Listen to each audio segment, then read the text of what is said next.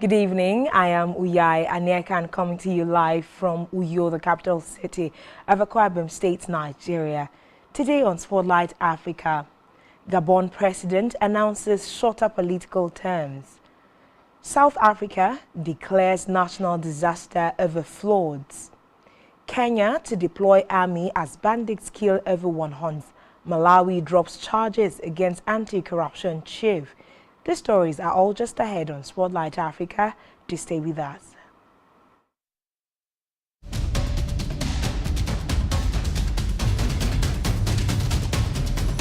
Gabon President Ali Bongo has announced that all political terms in office in Gabon will now last 5 years. Until now, President's death in 2009 has not made any statement regarding a new limit on the number of terms a president can serve. President Bongo's announcements came out this year. In another development, South Africa declared a national disaster after heavy rains left 7 of its 9 provinces flooded, destroying roads and bridges and leaving farmers suffering losses. A global weather phenomenon which occurred on Monday ahead of joint naval drills with South Africa and China. Russia's consulate in Cape Town tweeted a photo of the battleship and the Admiral Goskov Iban and Richards Bay. There has been some criticism that the exercise is not appropriate, defended the planned drills, saying that South Africa has in the past hosted similar exercises with France, the US, and countries from the Western NATO military alliance. Meanwhile, 20 people were killed and 61 others injured following a crash between an automobile landing on its side at around 8 p.m. on Monday. Most of the victims reportedly died after being trapped inside the bus. There have been heavy rains in the area. Emergency services has ordered the army to join a security operation against armed bandits in the northern Rift Valley region, who have killed dozens of people in recent months. A government notice said the troops would be deployed to support the police from Wednesday. It came as the Interior Minister declared parts of 6 counties in the region as disturbed and dangerous, issuing a 30-day dusk to the authorities in 3 days amid the full force of the law. Meanwhile, more than 100 civilians and 16 police officers have been killed by bandits in the past 6 months, according to the Interior Ministry. In the meantime, Kenya's Lynette Chakpoe, who last year became the youngest of her family, she's being accused of nepotism by allegedly hiring her 6 relatives as support staff in her office, Bomet County, which she represents. Her accusers, Collins Barno and Stanley Kopochi, who are residents of the county, say the recruitment process lacked transparency, fair competition, merit, and integrity. They say the alleged relatives are paid 75% of the total salaries allocated to the 15 staff members of the office. Meanwhile, Kenyan President William Ruto is hosting a national prayer day to seek God's intervention on challenges facing the country, including drought and hunger. The interdenominational event is being held at a stadium in the capital, Nairobi. The East and Horn of Africa region is witnessing the worst drought in 40 years, have however drawn criticism from people who say the government should be working on mitigation measures instead of holding prayer. Run by Precious Stones miner Germfields Group in the northern Mozambican district of Montepio in Cabo Delgado province. Reports say the early morning attack took place in the village of Nairoto at around an unspecified number of police and forest rangers were killed in the attack. Montepio District Administrator Iswara Makwina confirmed the attacks but provided no details on casualties. Cabo Delgado has been the epicenter of militant violence since 2017.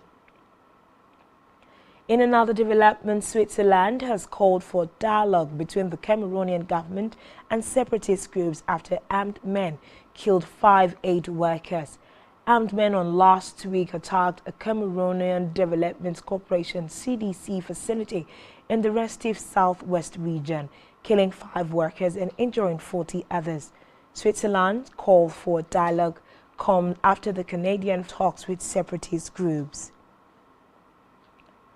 Elsewhere, Malawi has told civil society groups, Martha Chizuma, of senior government officials and some judicial officers were hindering the fight following a review and consultation with the Attorney General. But more than 450 rebels have gone on trial in connection with the death of President Idris Deby.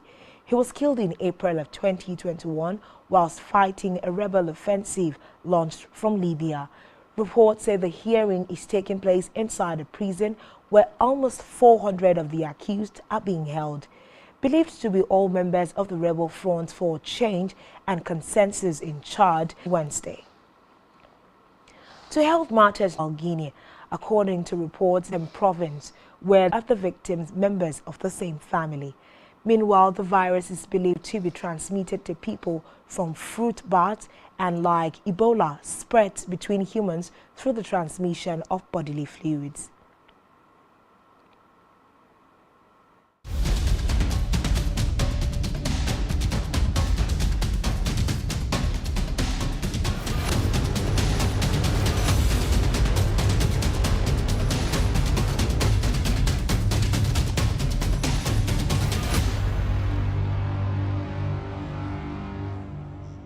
As Nigeria prepares for the general elections holding from 25th February 2023, broadcasters are enjoined to make ethical reportage their watchword.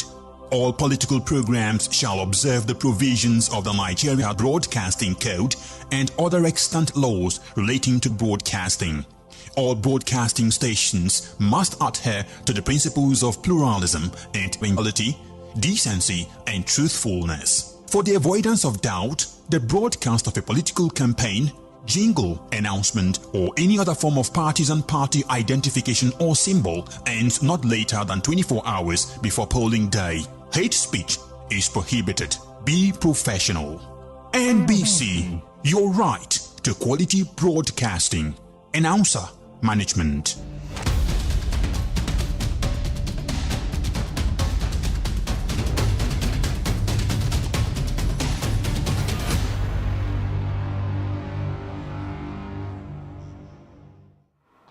Thanks for staying tuned, and now to the rest of the news. In Uganda, the authorities are calling for the criminalization of LGBT, which oversees the work of NGOs, calls for the amendment of the country's laws to criminalize LGBTQ activities. In the alternative, it urges the enactment of a new law that prohibits the promotion of LGBTQ activities in the country.